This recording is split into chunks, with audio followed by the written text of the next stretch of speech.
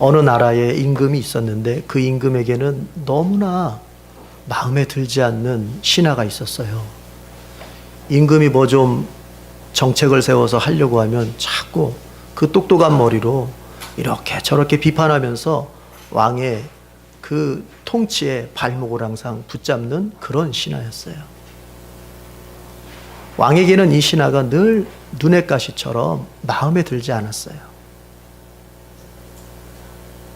이런 마당에 늘 왕은 고민을 했습니다. 이 신하를 어떻게 내가 좀 벌을 좀 줘야 되겠는데 어떤 벌을 줘야 되나. 그래서 왕의 그 지엄한 권위를 세우고 좀 기강을 좀 잡아야겠는데 이걸 어떻게 벌을 줘야 되나, 어떤 벌을 줘야 되나. 아무리 생각해봐도 지혜가 떠오르질 않아요. 그러던 어느 날 문득 아하, 이렇게 하면 되겠다 싶었습니다. 그 신하를, 미운 신하를 감옥에 가두거나 멀리 귀향을 보내기보다는 오히려 그 미운 신하에게 아주 큰 코끼리 10마리를 선물해 주었습니다. 주변의 동료 신하들은 깜짝 놀랐습니다. 아, 우리 임금께서 늘 못마땅해 하는 저 신하인데 오히려 그 누구도 받아본 적이 없는 선물을, 코끼리 선물을 그것도 10마리씩이나 받다니, 주다니. 부러워하고 한편으로는 시샘도 하고. 그런데요, 왕은 속셈이 있었어요. 그 속셈은 곧 현실로 드러났습니다. 얼마 되지 않아서 그 신하가 쫄딱 망해버렸어요. 왜 그런가 하면, 아니, 왕이 준 선물이니까 이걸 굶어 죽일 수도 없고, 그렇다고 그 10마리 코끼리를 매일매일 먹여 살리자니 집안이 거덜나고, 그래서 결국에는 그 신하가 파산 신청을 했대요. 여러분, 상입니까? 벌입니까? 복입니까? 재앙입니까? 우리 인생이 그래요. 세상 사람들은 상처럼 보이는 벌들로 기뻐합니다. 세상 사람들은 복처럼 보이는 재앙들을 소중히 여기고 그것들 때문에 목숨 걸고 그것들 때문에 인생을 살아요. 복처럼 보이지만 재앙이에요. 좋은 상처럼 보이지만 사실은 벌이었어요. 여러분, 같은 돈이라도 예수님 없는 돈은 재앙입니다. 같은 명예라도 예수님 없는 명예는요, 그 사람에게 반드시 독이 됩니다. 우리 보잖아요. 여러분, 행복은 어떨까요? 오늘날 현대인들에게 가장 큰 관심사가 행복이라는 이 두 글자인데, 이 행복은 어떨까요? 마찬가지입니다. 같아 보이는 행복이라도 예수님과 함께하며 누리는 행복이 아니라면 그 행복의 결말은 항상 허망함입니다. 손에 잡힌 듯 했지만 잡히지 않게 되는 허망함입니다.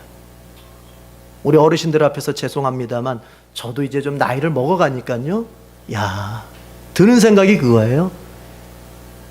인생은 정말 허망하구나. 저도 철이 조금 들은 건가요, 이제? 젊었을 땐 몰랐어요. 지금 나이보다 더 젊었을 땐 몰랐어요. 정말로 우리 어르신들 그 말씀 하실 때, 너 항상 젊은 거 아니다. 젊음이 항상 너에게 가치 있는 거 아니다.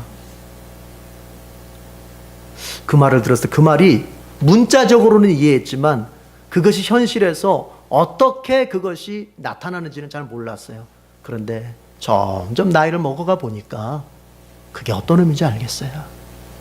여러분, 우리 젊은 사람들 특히 그 젊음이, 여러분의 인생의 그 젊음이 지금 그대로일 것 같죠? 이제 조금 느껴본 사람도 있을 거예요. 그렇죠? 어제 다르고 오늘 다르네. 이런 거 느껴본 사람이 있을 거예요. 그게 가면 갈수록 달라요. 어쨌든 여러분, 예수님과 함께하지 않는 이 세상의 모든 삶의 요소들은 다 허망함으로 끝나게 돼 있습니다. 인간에겐 예수님이 필요한 거예요. 돈을 벌어도 예수님이 있어서 돈이어야 하고, 명예를 추구해도 예수님이 있고 난 다음에야 명예인 것입니다. 여러분의 자녀들을 귀하게 잘 키워서 성공시키는 그 부모의 삶을 사는 거 훌륭합니다. 저도 그렇게 살고 싶고요. 그렇게 살려고 노력하고, 그러나 그것이 예수님을 지향할 수 없다면, 내 자녀가 예수님 안에 머물 수 있도록 만들 수 없다면 그것도 허망함으로 끝나게 될 것입니다. 바울은 말했습니다. 우리가 살아왔던 모든 삶이 하나님 앞에서 불의 심판을 면할 수 없다 그랬습니다. 불의 심판을 통과하고 남은 것만이 하나님 앞에 진짜로 남는 것이라고 했습니다. 불 앞에서 타지 않을 것이 있을까요? 불 앞에서 타지 않고 존재할 수 있는 것들이 있을까요? 내가 지금 살아가고 있는 인생의 요소가 하나님의 심판의 불 앞에서 타지 않고 남겨져서 하나님 앞에 계산되어질 수 있는, 결산되어질 수 있는 그런 삶의 요소가 저와 여러분의 삶의 자리에 있습니까? 하나님의 심판의 불 앞에서 다 없어질, 그래서 제로 남겨질 것이라면 그것은 지금은 나에게 소중하게 보일지 모르지만 결국엔 허망한 것일 수밖에 없는 거예요. 인간에겐 예수님이 필요한 것입니다. 여러분, 그리스도인들은 어떤 사람일까요? 오늘날 진정한 그리스도인을 찾아보기 정말 어려워요. 왜 어려울까요? 예수 믿는 사람이 없어서 어려울까요? 교회 다니는 사람이 없어서 어려울까요? 아니라고 합니다. 어쨌든 거품이 있든 없든 통계상으로는 1000만이 넘는다 그래요. 기독교인이 대한민국 안에. 그런데 진정한 그리스도인, 진정한 기독교인을 찾아보기 어려운 시대 속에 살고 있어요. 왜 그럴까요? 여러분, 진정한 그리스도인은 어떤 사람이 진정한 그리스도인이에요? 지난 수요일 우리 정영선 집사님이 근무하시는 강북구청에서 강북구청 기독신우회 예배에 저를 초대해 주셨습니다. 그래서 우리 에덴콰이어 중창단이 가서 찬양을 하고 제가 설교를 했었습니다. 그때 나눴던 말씀이 요한복음 15장 5절의 말씀이었습니다. 나는 포도나무요 너희는 가지다. 그가 내 안에 내가 그 안에 있으면 그는 많은 열매를 맺고, 반대로 그가 나를 떠나서는 너희가 나를 떠나서는 아무것도 할 수 없다. 그 본문을 가지고 그리스도인이 어떤 사람인가에 대해서 잠시 얘기했었습니다. 거기선 이렇게 얘기했습니다. 그리스도인은 주님과 연합한 사람입니다. 교회를 다니는 사람이 아니고, 교회에서 봉사하는 사람이 아니고, 교회에다 헌금하는 사람이 아니고, 교회 명단에, 지역교회 명단에 그 이름이 올라간 사람이 아니라 예수님과 연합한 사람이 그리스도인입니다. 그가 만약에 지역교회에 등록되어 있다 할지라도, 그가 만약에 헌금을 내고 봉사하는 사람이라 할지라도 실제로 그 영혼이 예수님과 연합하여 있지 않다면 그는 그리스도인이 아닙니다. 이렇게 얘기를 했습니다. 오늘은 좀 초점을 조금 달리해서 이렇게 얘기해 보고 싶습니다. 그리스도인은 어떤 사람입니까? 예수님을 떠나서는 아무것도 못하는 사람이 그리스도인입니다. 이 말을 지금까지 해왔던 얘기랑 연관시켜서 조금 의역을 해본다면은, 그리스도인은 예수님 없이 추구하는 모든 것들은 허망하다고 느끼는 게 바로 그게 그리스도인이에요. 예수님 없이 돈을 벌고, 예수님 없이 명예를, 예수님 없이 기쁨을, 예수님 없이 즐거움을, 예수님 없이 인생의 어떤 것을 추구하는 그 모든 것들은 다 허망하다고 여기기에 그것들을 예수님이 인정하지 않는 삶은 추구할 수 없는 사람이 바로 그리스도인이에요. 우린 그렇게 봐야 돼요. 그게 성경이 말하는 그리스도인의 모습이에요. 여러분, 예수님을 떠나서 얻는 것은 그것이 무엇이 되었던 허망한 것임을 알고, 오직 예수 그리스도 안에서 자신의 삶을 건지려고 애쓰는 사람, 따라합시다. 이것이 그리스도인이다. 그 사람이 누구이든, 그가 어떤 사회적 위치를 가지고 있든, 어느 만큼의 소유를 지녔든, 예수님과 연합하여 예수님 안에서 자신의 영혼과 현실의 삶을 세워가는 사람, 그 사람의 삶은 하나님의 심판의 불 앞에서 견디게 될 것이고, 그것들은 하나님 앞에서 기억될 수 있도록 남겨지게 될 것입니다. 오직 그것만 남습니다. 예수 안에서 추구한 삶, 예수 안에서 살아온 인생.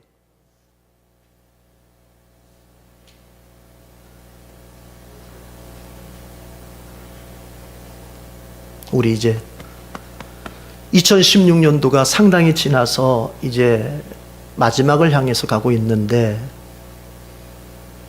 어떻습니까? 예수님 안에서 살았던 삶을 얼마나 좀 남겼습니까? 가을철 하면 생각나는 것은 열매라고 얘기를 하는데, 예수님 안에서 우리가 살았던 삶의 열매를 좀 얼마나 좀 남겼습니까? 혹시 작년과 비슷한 삶을 아직도 살고 있지는 않습니까?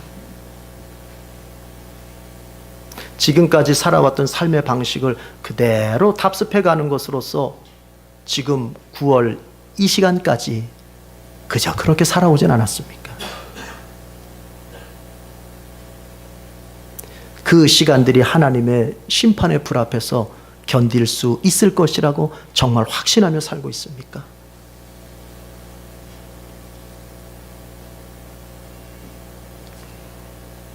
우리 모두에게는 예수님만 필요합니다. 이게 복음입니다. 옆 사람을 복음으로 축복하십시다. 당신에게는 예수님만 필요합니다. 아멘. 왜 예수님만 필요합니까? 따라합시다. 예수님 안에 다 있습니다. 이게 복음이에요. 신약학자 바클레이에 의하면 유대 신학자들이 이렇게 주장한다 그래요. 예수님께서 사람들에게 하나님에 대해서 가르친 것은 완전히 새로운 사실이다. 이걸 인정한다 그래요, 유대 신학자들이. 어떤 면에서 그러면 예수님께서 백성들에게, 사람들에게 하나님에 대해서 가르쳤던 것들 가운데서 어떤 면이 과연 새로운 것이었던가? 여러분, 유대인들은 이렇게 생각했습니다. 사람이 타락했다 할지라도 그가 하나님을 찾아가서 회개하고 하나님께 용서를 구하면 하나님이 용서해 주신다고 하는 것은 인정했습니다. 잘 이해해야 됩니다. 죄인이 되었습니다. 그러나 그 죄인이 하나님을 찾아가서 하나님, 저를 불쌍히 여겨 주십시오. 저를 용서해 주십시오. 제 인생을 새롭게 회복시켜 주십시오 하면 하나님께서 용서하시고 새롭게 하시고 회복시켜 준다는 것, 그거 인정해요. 그런데 예수님은 하나님에 대해서 어떻게 가르쳤어요? 하나님이 죄인을 찾아온다고 가르치셨어요.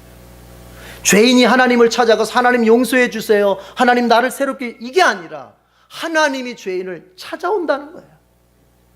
이건 완전히 새로운 거라는 거예요. 유대인들은 이것을 전혀 생각할 수도 없었고 발상할 수도 없었던 거예요. 어떤 것을? 하나님이 죄인을 찾아오시다니. 잃어버린 자들을 하나님이 직접 찾아 나서시다니. 이것은 유대인들에게는 전혀 발상될 수 없는 그런 신학, 그런 가르침이었다. 근데 예수님은 그걸 가르치셨다. 죄인을 찾으려고 직접 나오시는 하나님의 이미지, 이건 유대인들에게서 상상조차 할 수 없는 일이에요. 그런데 예수님 뭐라고 가르치세요? 너희들이 하나님을 찾아간 것이 아니라 하나님이 너희들을 찾으러 먼저 왔다는 거예요.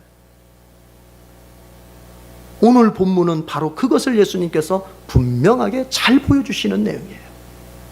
예수님께서 두 가지 비유를 통해서 말씀하셨어요. 하나의 비유는 잃어버린 양입니다. 자, 어떤 목자에게 100마리의 양이 있었습니다. 어찌하다 보니 그 100마리 가운데에서 숫자를 세어보니 한 마리가 없습니다. 99마리는 잘 있습니다. 자, 이제 그러면 목자는 중대한 결정을 내려야 됩니다. 그냥 여기 있는 99마리로 만족하면서 그냥 얘네들만 데리고 갈 것이냐, 아니면 지금 여기에 있지 않은, 여기에 보이지 않는 그 한 마리를 찾아서 갈 것인가, 찾아 나설 것인가 결심을 해야 됩니다. 여러분, 유대 지역이라고 하는 것은 사실은 하나님께서 젖과 꿀이 흐르는 땅이라고 말씀하셨지만 그곳은 사실 목초지가 별로 없어요. 가운데 지역, 중앙고원 지역, 아주 좁디 좁은 그 중앙고원 지역에만 목초지가 살짝 있고 나머지는 다 벼랑 아니면은 광야, 삭막한 광야, 사막들이에요. 그래서 그곳에서 양을 키운다고 하는 것은 쉽지 않은 일이에요. 그 목초지, 그 좁디 좁은 목초지에서 양을 키우다가 자칫 잘못하면 양들이 시력이 약하고 양들이 머리가 나쁘기 때문에, 방향 감각이 약하기 때문에 양들이 벼랑으로 가서 떨어져 죽던가, 광야로, 길을 잃고 광야로 가서 헤매다가 말라 죽던가 굶어 죽던가, 이런 일들이 벌어져요. 목자로부터 멀어진 양들이 자주 그런 일들이 벌어졌다 그래요. 이제 한 마리가 없습니다. 이 목자는 별의별 생각을 다 하게 됩니다. 벼랑으로 가서 떨어져 죽었나? 아니면 광야로 가서 지금 헤매고 있나? 이제 목자가 그 양을 찾아 나설 건지 말 건지, 만약 찾아 나선다면은 목자 역시도 고생을 해야 됩니다. 벼랑을 살펴봐야 되고 광야에 들어가 본인도 이곳저곳을 찾아다녀 봐야 됩니다. 그런데 오늘 예수님 말씀은 뭡니까? 그 목자는 기꺼이 그 한 마리를 위해서 99마리를 놔두고 한 마리를 위해서 찾아 나선다는 얘기입니다. 99마리가 중요하지 않다는 얘기가 아닙니다. 99마리는 무시해도 된다는 그런 의미가 아닙니다. 예수님께서는 잃어버린 한 마리를 집중하시고 잃어버린 한 마리에 온 관심을 쏟고 그리고 그것을 찾아 나서시는 분이라고 하는 것을 예수님은 지금 말씀해 주시는 거예요. 여러분, 목자에게서 멀어지는 양은 가장 위험한 상태를 경험하게 됩니다.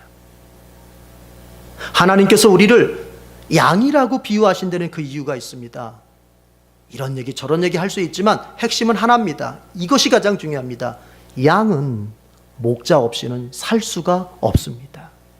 스스로의 힘으로는 살아낼 수 없는 동물이 바로 양입니다. 그에게 날카로운 이빨이 있어서 자기를 지킬 수 있겠습니까? 그에게 힘센 뭔가 몸이 있어서 자기를 방어할 수 있겠습니까? 앞에서 얘기했지만 양은 시력도 거의 실명 수준이라 그래요. 그래서 소리를 듣고 움직이지 눈으로 보면서 갈 수는 없다 그래요. 목자가 부르는 소리가 들릴 때만 양은 방향을 잡고 갈 수 있다 그래요. 양은 어떤 경우에서든지 스스로의 힘으로는 자신의 생을 살아낼 수가 없는 그런 동물이에요. 바로 그 동물이, 그 동물과 비슷한 존재가 바로 우리라는 것입니다. 하나님께서 인간을 지으셨을 때 인간은 철저하게 하나님을 의존하는 가운데서만 삶을 살아갈 수 있도록 창조하셨어요. 그런 인간이 하나님께 독립을 선언하고 하나님을 떠나서 자기의 힘으로 인생을 만들어 보겠다고 애썼지만 결국엔 뭡니까? 죽음을 맞이하게 되고 죽음만을 얻었고 결국 실패와 좌절과 상처만 얻게 되는 거죠. 목자로부터 멀어진 양이 가장 위험한 상황을 초래할 수 있듯이 하나님으로부터 멀어진 인생은 그가 누리는 것 같지만 사실은 절망이고, 그가 누리는 것 같지만 사실은 허무하고, 그가 잘 사는 것 같지만 사실은 그는 지금 멸망을 향해서 가고 있게 되는 것입니다. 여러분, 하나님께로부터 잃어버려졌다고 하는 것은 그것은 그저 낭만적인 얘기가 아니고 그의 영혼과 그의 인생이 정말 죽어가고 있다는 것을 대변하는 것입니다. 그런데 중요한 것은 뭐예요? 예수님께서 그 잃어버린 영혼, 그 잃어버린 사람을 하나님은 외면하시거나 방치하시거나 무관심하신 것이 아니라 어떻게 하신다? 찾아서 나서신다는 것입니다. 우리의 인생이 하나님으로부터 멀어져서 고난을 초래했고 지금 어쩌면 하나님으로부터 멀어진 인생의 그 대가를 톡톡히 지불받고 있는지도 모르겠습니다. 어떤 사람은 교회를 다니는 사람이 되었던 교회를 다니지 않는 사람이 되었던 그가 하나님으로부터 멀어져 있기 때문에 그가 인생에서 어떠한 대가를 톡톡히 지금 지불받고 있는지도 모르겠어요. 그러나 기억할 것은 하나님은 그 인생을 결코 내버려 두시지 않는다는 것입니다. 반드시 찾아오시고 그를 다시 얻기 위해서 하나님은 길을 나서신다는 것입니다. 그러면서 예수님이 하시는 말씀이 이제 목자가 여기저기 찾아다닙니다. 찾았습니다. 그러면 어떻게 합니까? 그 양을 어깨에 둘러매고 이제 돌아오면서 이웃들을 불러서 잔치를 한다 그래요. 이것은 이스라엘 백성들에게 있어서 이런 풍경이 있어요. 일상적 풍경이 있어요. 뭐냐면 보통 큰 무리의 양 떼는 개인 소유라기보다는 마을 공동체의 소유일 때가 많아요. 100마리의 양 정도면 그것은 개인 소유라기보다는 그 마을 전체의 양이에요. 자, 마을에서 두세 명의 목자를 뽑아가지고 그들에게 자신들의 재산인 양을 다 맡기는 거예요. 그러면 그 목자들이 두세 명의 목자들이 마을 전체의 양을 이렇게 양육하다가 때가 되면 이제 시간이 되면 돌아옵니다. 마을로. 그런데 어떤 때는 그 목자들이 돌아올 때 다른 두 목자는 돌아왔는데 한 목자가 안 보여요. 왜 안 왔습니까? 양 한 마리가 없어졌습니다. 그래서 그 양 한 마리를 찾으려고 지금 한 목자는 길을 지금 이곳저곳을 다니고 있느라고 아직 도착하지 못했습니다. 이 소식이 마을 전체에 다 퍼지잖아요. 그러면요 마을 사람들이 마을 입구에 다 모인다 그래요. 마을 입구에 다 모여가지고 이제 그 목자가 그 양을 찾아올 수 있을지 없을지를 바라보고 있다 그래요. 그런데 저 멀리서 어떤 사람이 걸어오고 있어요. 보니 목자예요. 그 목자가 잃어버린 양을 어깨에 딱 걸치고 이제 마을 입구에 도달하면은 마을 사람들이 기쁨과 감사의 환호성을 치면서 하나님 앞에 찬양을 했다 그래요. 예수님은 그 일상의 그 일을 갖다가 이렇게 표현했어요. 어떻게 합니까? 7절 다 같이 읽어보십시다. 7절 다 같이 시작. 내가 너희에게 이르노니 이와 같이 죄인 한 사람이 회개하면 하늘에서는 회개할 것 없는 의인 99으로 말미암아 기뻐하는 것보다 더하리라. 하늘이 기뻐한다는 것입니다. 한 사람이 돌아오면, 한 사람이 잃어버렸던 한 사람이 하나님께로 돌아오면 하늘은 이렇게 기뻐한다는 것입니다. 이렇게 기뻐한다는 거예요.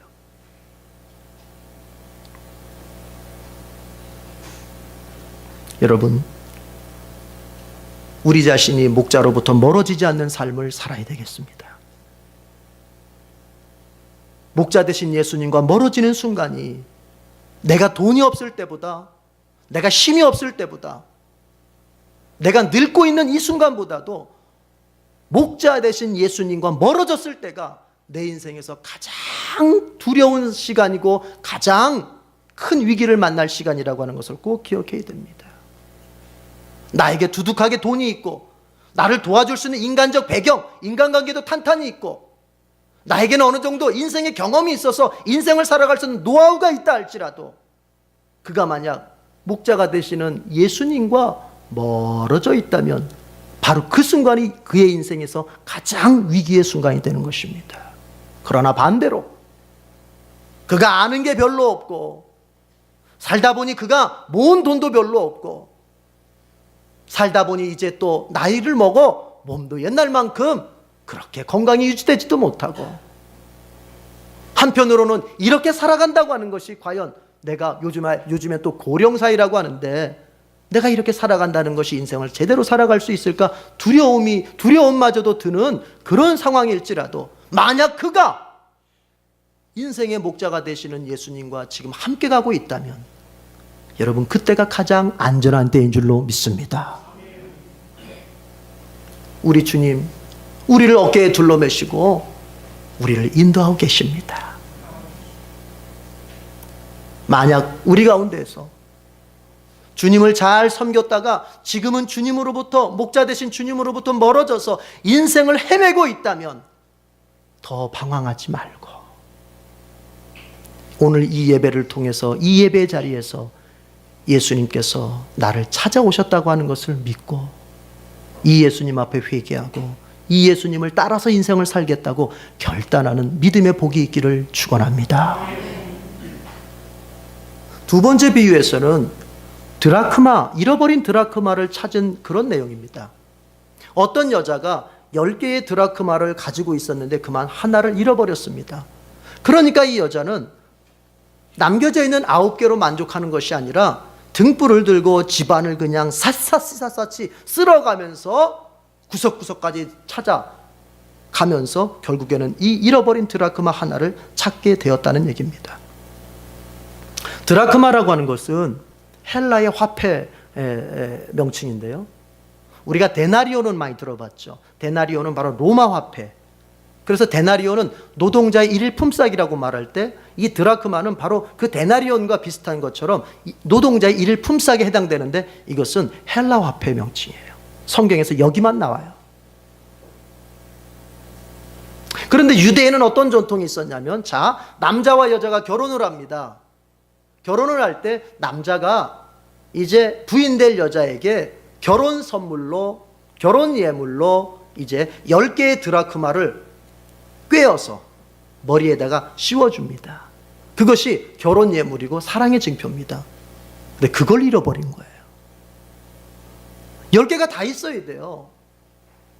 사랑하는 남편이 나에게 사랑의 증표로 준 그 10개의 드라크마입니다. 그 중에서 하나가 없어져 버리면 나머지 9개는 여러분, 돈의 가치는 그대로 있을지 몰라도 의미는 없어요. 나머지 하나를 찾아야 돼요. 그래서 10개를 맞춰서 머리에 써야 돼요. 그래야 내 남편이 나에게 준 사랑의 증표가 이루어지는 거예요. 뭘 의미합니까? 여러분, 우리의 존재 가치, 나의 자존감, 사람으로서의 나의 가치, 어디서 확인받고 싶습니까? 사람들이 나를 높게 평가한다고 해서 내가 높아지는 게 아닙니다. 그런 사람들일수록 남의 평가에 굉장히 예민하고 남의 평가에 매달리게 됩니다. 나를 제발 칭찬해달라고, 나를 제발 높여달라고, 제발 나에게 좋은 평가만 해달라고 사람에게 매달리게 돼 있습니다. 그런 사람들은 항상 사람에게 아부를 떨고 다른 사람 앞에 아주 급진구리. 왜? 그래야 다른 사람이 나를 좋게 평가하고, 좋게 평가하는 그것이 내 마음을 기쁘게 하기 때문에. 칭찬하는 사이에 좋습니다. 그러나 알아야 될 게 있습니다. 사람이 칭찬한다고 내 가치가 바뀌는 게 아니에요. 일에서, 자기가 하는 일에서 자기의 가치를 보려고 하는 사람들이 있습니다.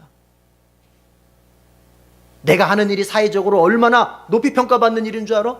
내가 의사가 되고 변호사가 되고 내가 정치를 하고 사람들이 내 직업을 보면서 그것에 빗대어서 자기의 인생의 가치를 논하려고 하는 사람들이 있습니다. 여러분, 그런 사람들이 무너지는 거예요. 재판석에서 말 한마디 잘못해가지고 옷 벗게 되고 그런 사람들이 무너지는 거예요. 자기가 가지고 있는 소유물로 자기의 가치를 평가하려고 하는 사람들이 있습니다. 너 아파트 몇 평에 살아? 나는 몇 평에 사는데. 너 어디 아파트 살아? 너 돈 얼마 있어? 자기 통장에 돈이 그득히 쌓여 있으면 자기의 가치가 높아지는 줄 압니다.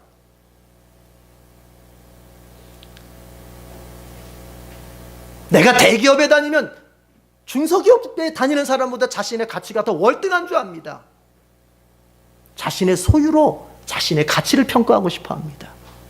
여러분, 그러나 어떻습니까? 그런 사람들이 일찍 명퇴하면 인생 그만 살아야 될 것처럼 그렇게 포기하고 말아버리는 거예요.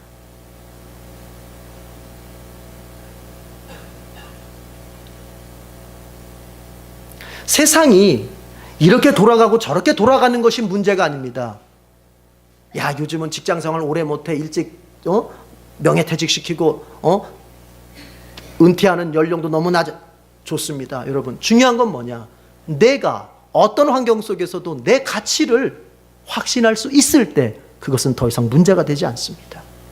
문제는 뭐냐? 내 가치의 기준을 다 환경에 걸어놨기 때문에 변할 수밖에 없는 환경, 왔다 갔다 할 수밖에 없는 환경, 있다가도 없고 섰다가도 무너지는 이런 변화가 되는 것에다가 내 인생의 기준, 나의 존재의 가치, 내 인생의 가치를 걸어두니 그것이 올라갈 때는 같이 올라가는 것 같지만 그것이 무너질 때는 나도 같이 무너지는 그런 인생을 살게 되는 게 문제가 되는 거예요.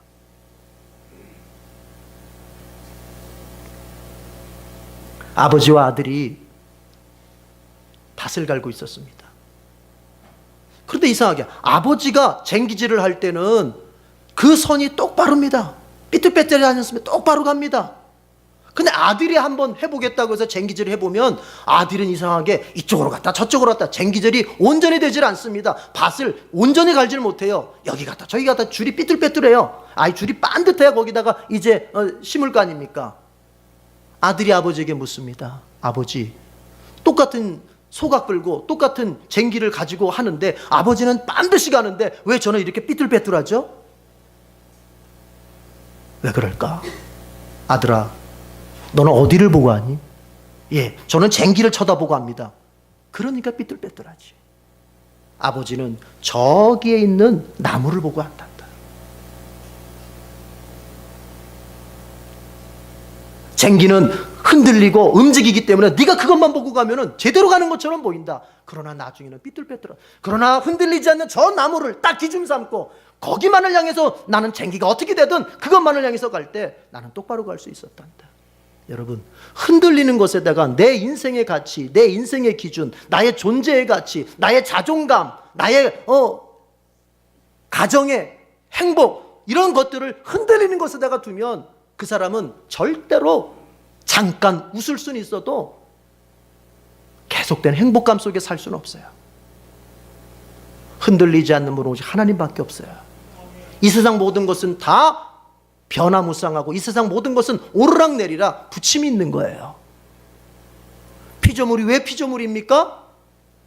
그것은 생성이 있고 성장이 있고 소멸이 있기 때문에, 즉 변화하기 때문에 피조물이에요. 여러분, 하나님은 영원하시다고 말할 때 그 영원함이라고 하는 것은 변치 않는다는 얘기예요. 그 변치 않는 하나님에게 우리의 인생의 기준을 걸고 특별히 오늘 말씀 속에서 보는 것처럼 나의 존재의 가치를 거기다가 둘 수 있어야 돼요. 우리 이 땅에 살면서 돈을 벌 때도 있지만 돈을 잃을 때도 있습니다. 내 몸이 어디 하나 안 아프고 건강할 때도 있지만 이제 우리는 내 몸이 어느 한 구석 약해질 때도 있습니다. 내 자식이 속안썩이고 잘 살아가는 때도 있지만 어느 순간 내 자녀도 인격적인 존재라 어느 순간 그가 절망하고 그가 때로는 말썽 부릴 때도 있습니다. 여러분, 그런 것들은 인생에서 다 오고 가는 것들이에요. 만약 그것을 나의 기준으로 삼는다면 우리는 덩달아서 헤매게 될 것입니다. 우리의 존재 가치는 주님께 찾아질 때, 바꿔 말해서 주님과 함께할 때 주님으로 말미암아 우리의 존재 가치가 상승하게 되는 거예요.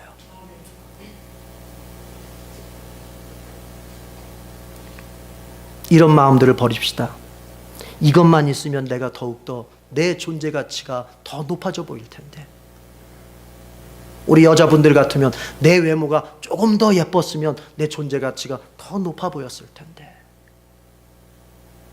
우리 공부하는 사람들 같으면 내가 지금보다 조금 더 좋은 대학 나왔으면 내 존재 가치가 더 높아졌을 텐데, 내가 다니고 있는 직장이 이 직장이 아니라 조금 더 나은 직장이었으면 내 존재 가치가 더 높아졌을 텐데,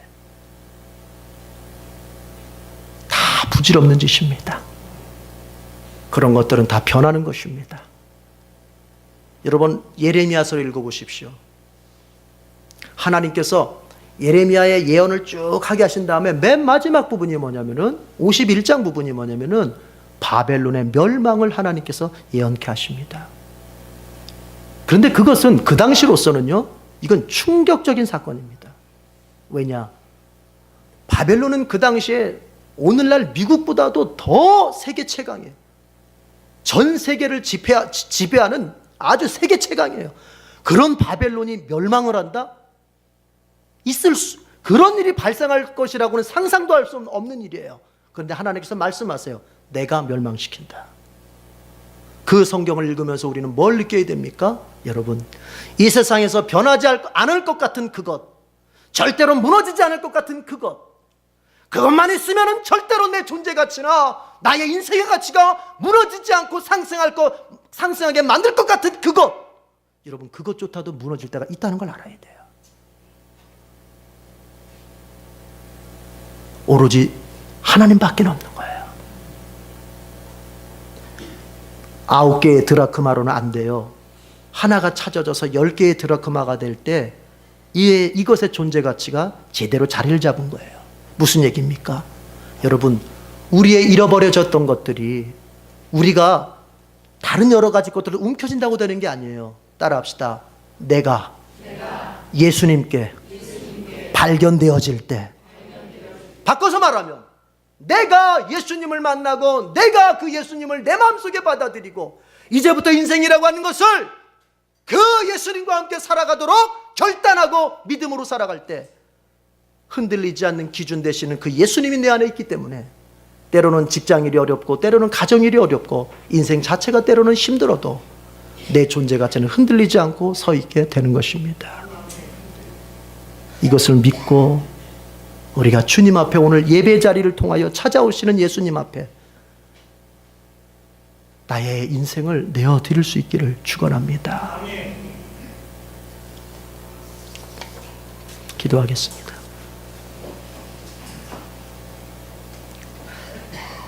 하나님 아버지,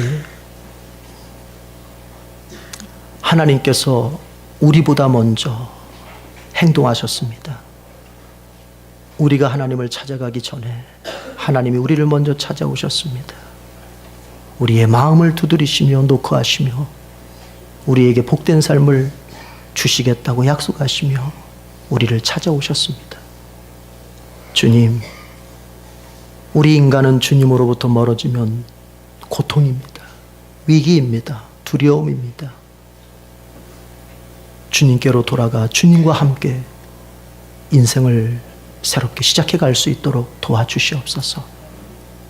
주여, 주님으로부터 멀어지면 우리는 존재 가치를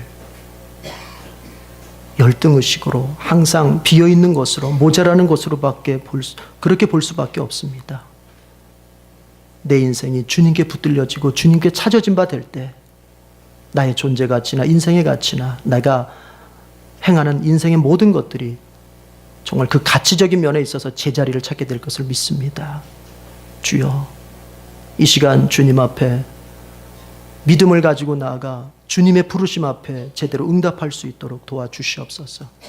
이젠 내 힘으로 내 능력으로 살겠다고 저 세상으로 뛰어나가지 말게 하시고 주님 안에서 주님과 함께 내가 예수님을 떠나서는 아무것도 할 수 없는 존재라는 것을 알고 그 예수님과 함께 인생을 열어가기에 힘쓰는 우리 모든 에덴의 가족들이 되도록 인도하여 주시옵소서. 예수님의 이름으로 기도드립니다. 아멘.